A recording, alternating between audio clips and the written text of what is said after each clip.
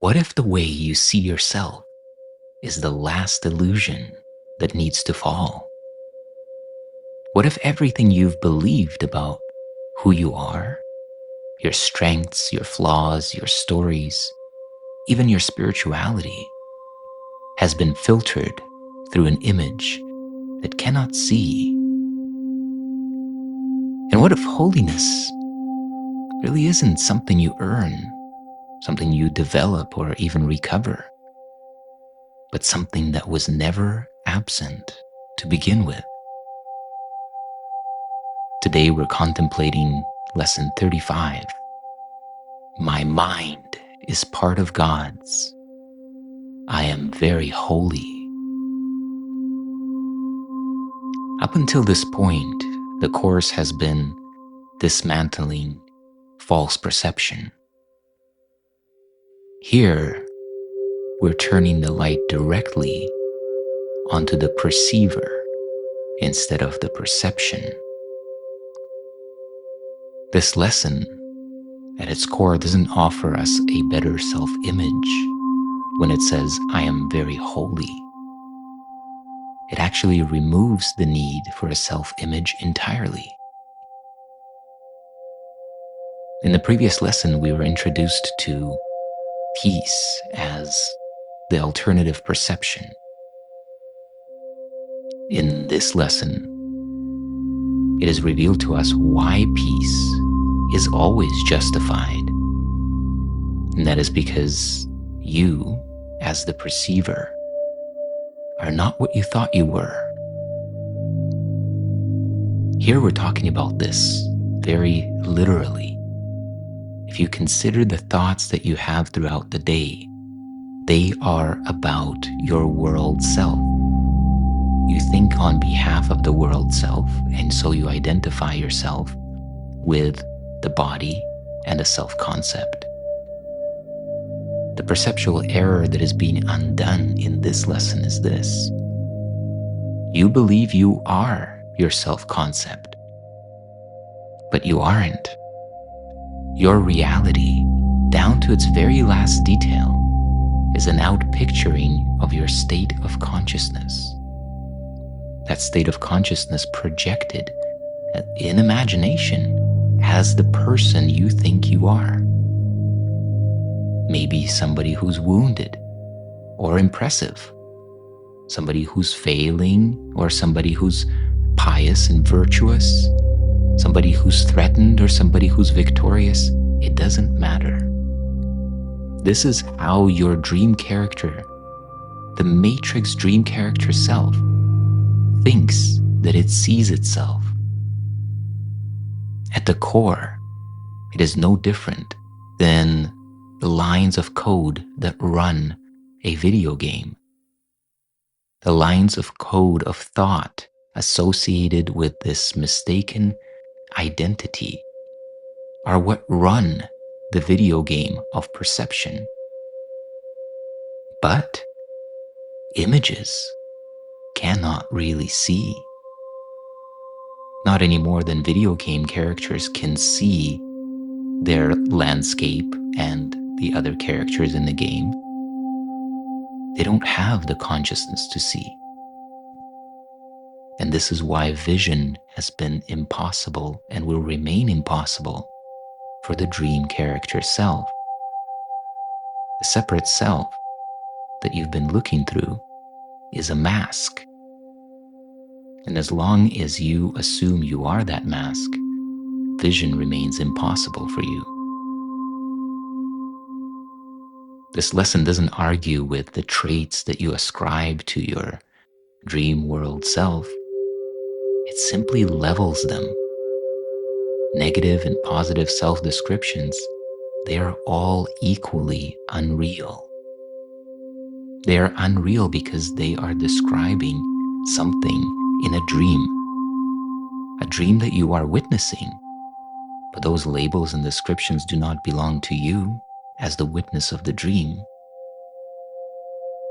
In the dream, shame and pride are the same structure. They are identity built from fantasy. You are not the dream character, and none of his or her attributes apply to you in any way. And the practice of this lesson is very precise. Notice every label you apply to yourself, and then answer it with truth. I think I am wonderful and powerful and strong. I think I am weak and failing and victimized. But my mind is part of God's. I cannot be these things. I am very holy. This statement is not offered to us as comfort. It is correction. Holiness is not a moral superiority. It is the invulnerability of pure being, of our true nature. You think you are in this world only because you do not yet realize your source. And you will keep surrounding yourself with proof of the image that says that you are a small world self in a big world of different separate selves. And that will continue until your self-concept, that image, is seen as unnecessary. This lesson begins the undoing of this self-definition. When the true perceiver, the witness, is restored, vision follows naturally, and it reveals that holiness is not who you think you are at your best. Holiness is what remains when you stop trying to be anything at all. And now, before we go deeper, I invite you to take a deep breath here in this moment and lean into full, lucid presence, here and now.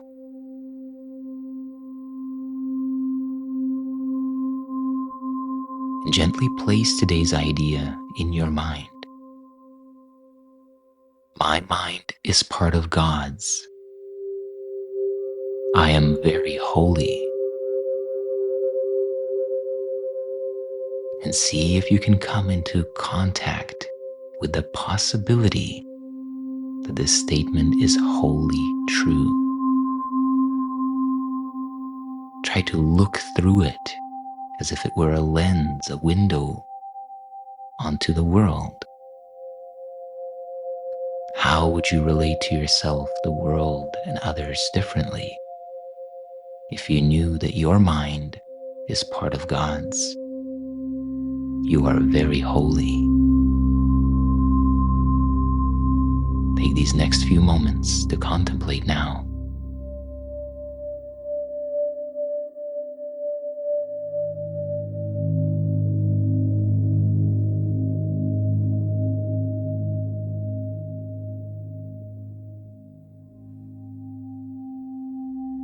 Let's begin to unfold our contemplation into dialogue. And the very first question that I want to pose here is this. Why does the statement, I am very holy, feel so hard to accept, even for people devoted to spiritual awakening? That's a really good question. I notice it feels almost uncomfortable at first. Like there's something about it that makes the mind want to protest. What do you think? Yeah, I think that this kind of statement is associated with some level of superiority, right? Because when we think of holy, as we reference the past in our conditioning, we see it as something separate. And so some things or people are holy, some actions or thoughts are, some aren't. And so when we claim something like I'm very holy, I think it has a flavor of separation from the viewpoint of the ego. Yeah, exactly. The ego's holy is so different, isn't it? Like I'm holy because I'm better than you, or I'm special. Those are ego versions. But this feels different. It feels like holiness becomes less about comparison and more about something that isn't earned or deserved. So what is this holy that the lesson is pointing to? I think this holiness isn't something we do or earn or perform. It's already what we are. Not like a label we wear, but more fundamental.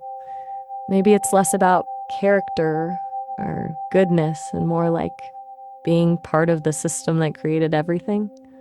Like if everything stems from something holy, then everything, including us, participates in that holiness by default.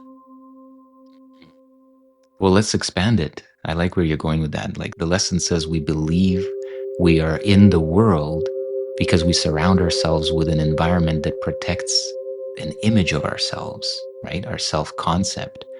Can you explore that dynamic, that mechanism more and just kind of help to elucidate it?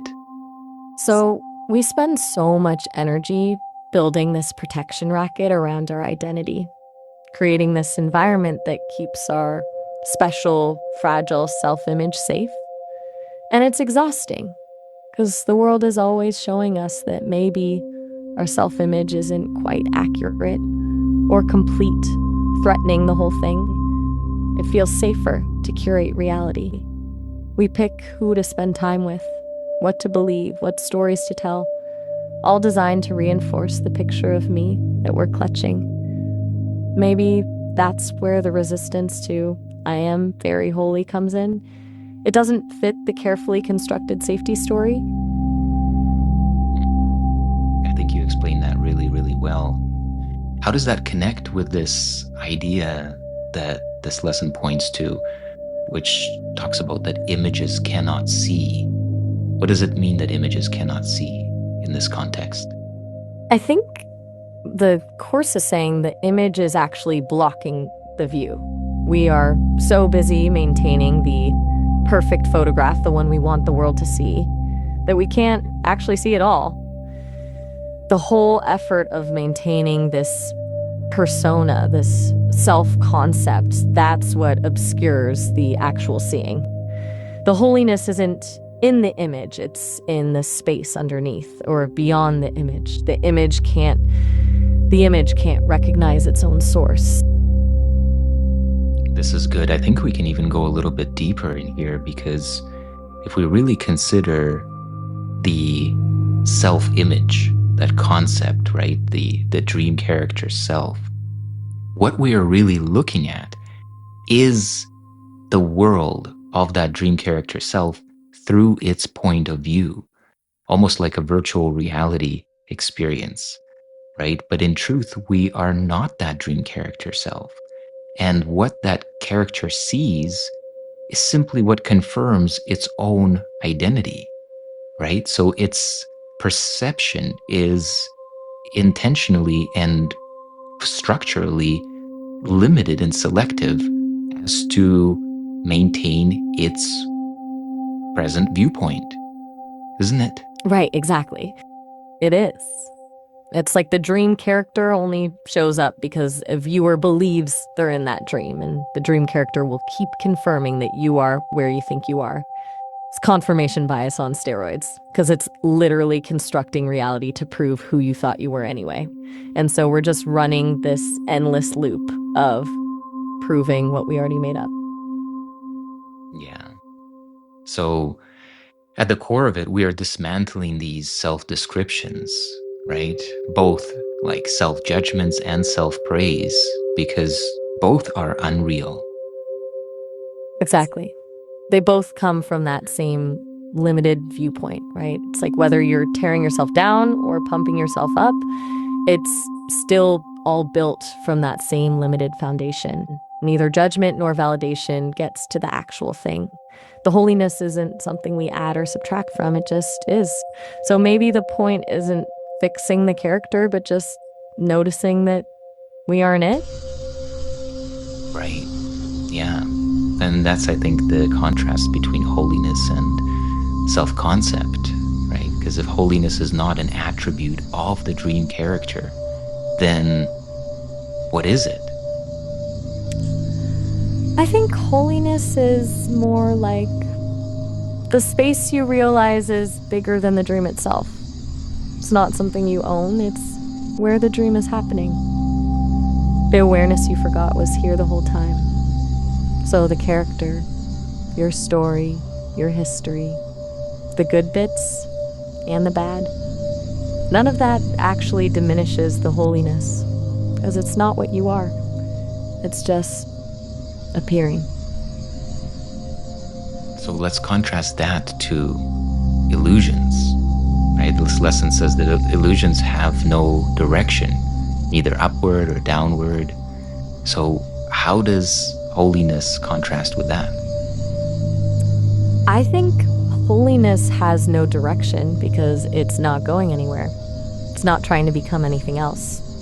Illusions, on the other hand, are always trying to prove they're real, going up or down, justifying the dream character. Holiness isn't about improvement. Right. But illusions are only an illusion of direction, right? Because in truth, just like images on a TV screen, pixels are lighting up and changing, but nothing is going anywhere, even though it appears to be. Oh, that's perfect. The illusion of movement, of getting better or worse, but nothing is actually moved. It's all just rearranging light patterns. And the holiness, it just is the screen. It contains everything, but isn't affected by any of it. Yeah, exactly. And so maybe that's where this lesson becomes really liberating, because if holiness is our reality already, that means we're already there. The very holy part. That's not a destination. It's just looking around and realizing we never left. yeah. And what does this do to the whole idea of spiritual progress? Well, if everything is already holy, then what's progressing? The lesson seems to be implying that maybe progress isn't about becoming different, but about remembering what already is.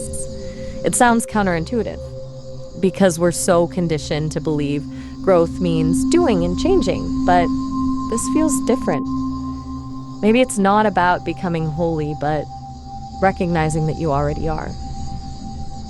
Yeah, maybe progress is essentially the gaps in the self-description where pure awareness, self-recognition perhaps, arises. I like that. So it's not like building towards something, but unbuilding, making room. And as you've removed some of the layers of story and belief, you're like, oh wait, I was already here this whole time. Not making more of something, but making room for what always was. That feels less exhausting. Yeah. So let's say then this, if holiness is not something to achieve, improve, or, kind of like earn, what does it mean to simply stop denying it? To just stop arguing? To stop creating defenses around it?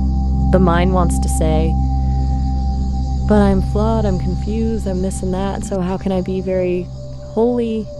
But what if holiness is the spaciousness around all those thoughts, those experiences, the consciousness that's simply aware of them, but isn't them?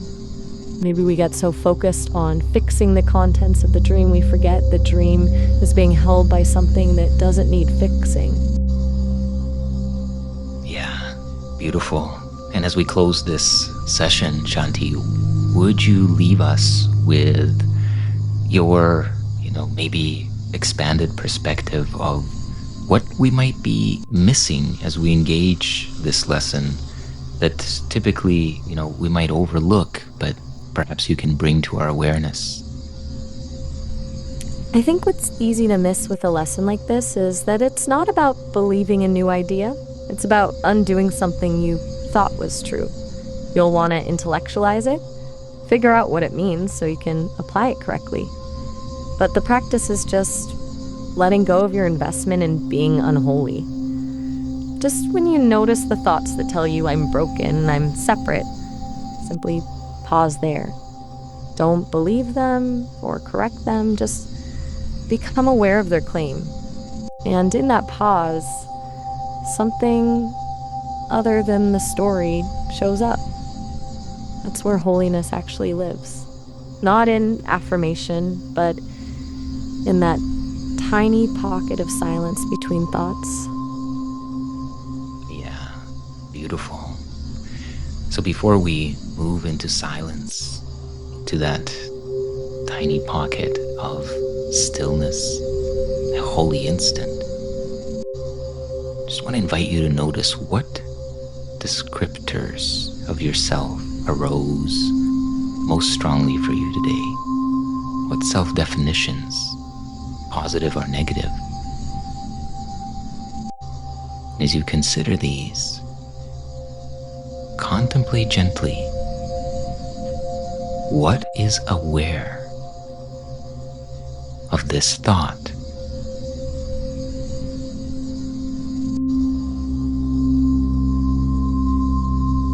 So if something shifted for you today in our contemplation and dialogue, I'd love to hear what you noticed. You can share that in the comments below. And now, let us go into the silence.